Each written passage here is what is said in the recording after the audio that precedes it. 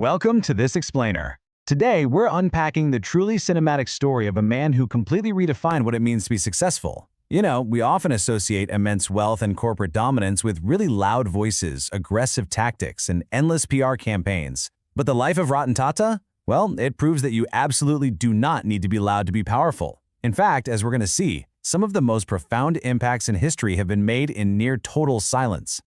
Okay, let's dive right into this. When you think of a modern billionaire, what comes to mind? Usually, it's flashy mansions, luxury yachts, and a very loud, very visible public presence. But Ratan Tata totally defied that stereotype. He built one of the biggest, most influential companies in the entire world, yet he chose to live his life in a modest apartment in Mumbai. No wife, no children, and absolutely no interest in showing off. He had everything, right? But he lived as though he needed nothing.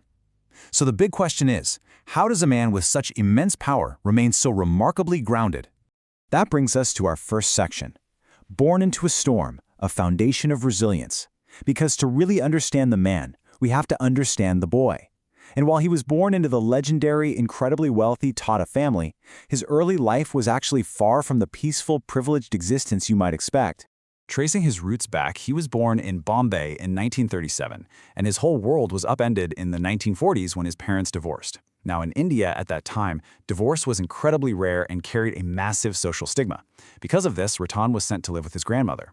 Fast forward a bit to the late 1950s, and he's over in the US studying architecture at Cornell University. He's kind of a quiet rebel at this point, following his passion for design rather than family business. It was actually there that he fell deeply in love, and they were even planning to marry. But then came a massive turning point in the 1960s.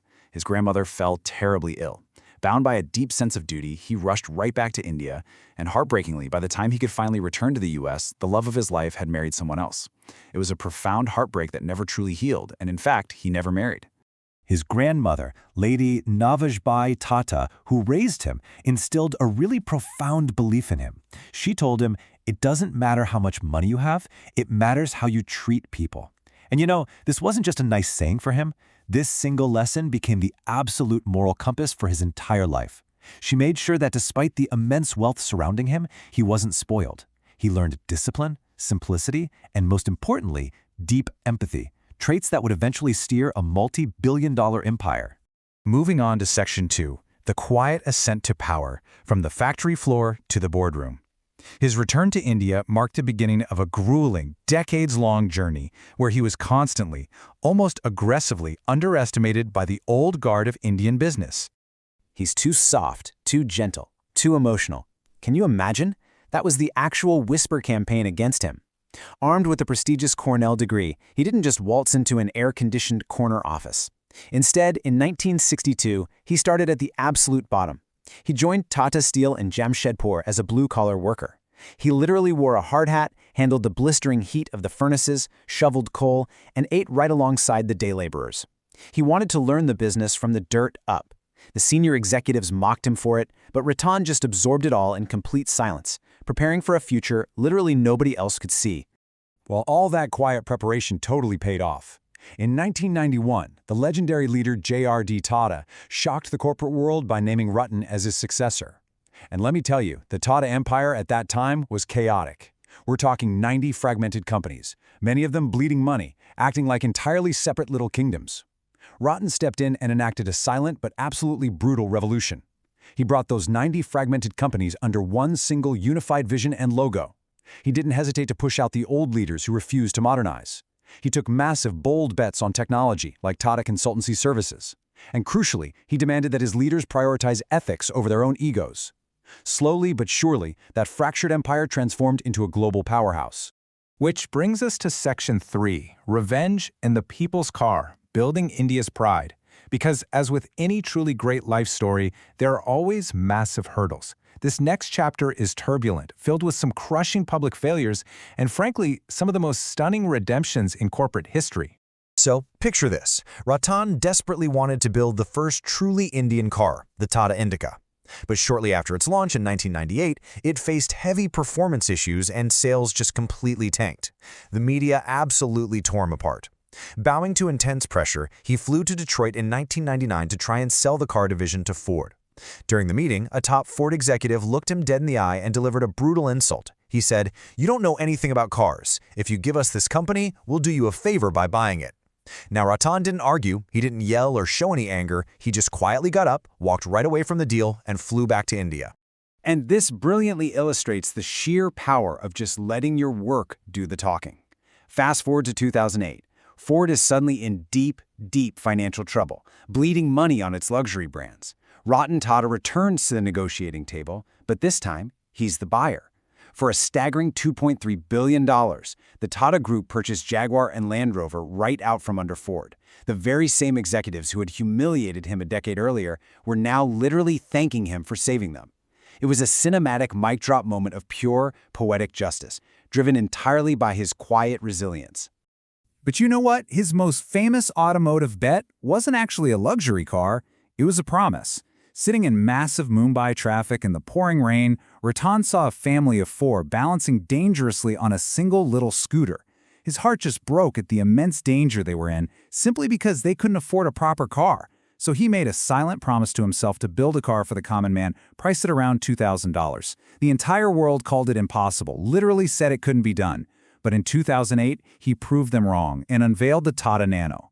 Now, tragically, the Nano became what he later called the biggest disappointment of his life. And it failed, but not because it was an engineering failure. Actually, it was a failure of perception. It was seen as a cheap car rather than an affordable one. First, there were these severe political protests over land acquisition in Singapore, which forced him to abandon a nearly finished factory and move 1,500 kilometers away. Then came a massive branding misstep. You see, in India, a car is a huge status symbol. Because the Nano was heavily marketed as the cheapest car, people actively avoided it, terrified that buying it made them look poor. The dream shattered, yet Ratan accepted the failure with immense dignity, and he never once blamed the public. That leads us into Section 4, The Lion's True Legacy, Philanthropy, Pause, and Peace. This is the final, and I think perhaps the most defining chapter of his remarkable life. After officially stepping down in 2012 and briefly returning out of pure duty in 2016 to stabilize a boardroom crisis, Ratan focused entirely on what truly mattered to him. The sheer scale of his quiet giving is just staggering. Through the Tata Trusts, he directed over $100 million every single year toward incredible philanthropic efforts. We are talking over 60 cancer care centers for the poor, clean drinking water for thousands of rural villages, and full-ride scholarships to places like Harvard and Cornell. He also mentored and funded young startups without ever demanding the aggressive returns most investors want. And, beautifully, he insisted on building a sanctuary for stray dogs right inside the global Tata headquarters. It perfectly reflected his deep, unconditional love for animals. He totally redefined philanthropy. For him, it was never about tax write-offs or fancy galas. It was just pure empathy. When terrorists attacked Mumbai in 2008, he didn't just sit in an office and write a check. No, he was the only industrialist who personally stood outside the hospital in the pouring rain, totally without cameras or press, just to check on the injured victims. And it didn't matter if they were wealthy hotel guests or the cleaning staff. He rebuilt their homes and paid for their children's education. He was, quite literally, an Iron Man with a golden heart. On October 9, 2024, Ratan Tata passed away peacefully at the age of 86. To put things into perspective, his entire personal estate amounted to roughly $460 million, and upon his death, every single penny of it was quietly gifted to charity. Every cent. He kept absolutely nothing for himself.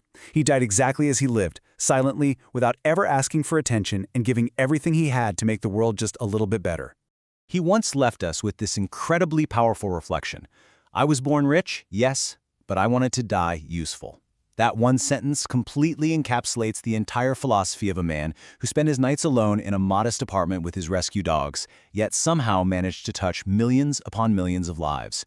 He proved once and for all that true greatness is often utterly invisible.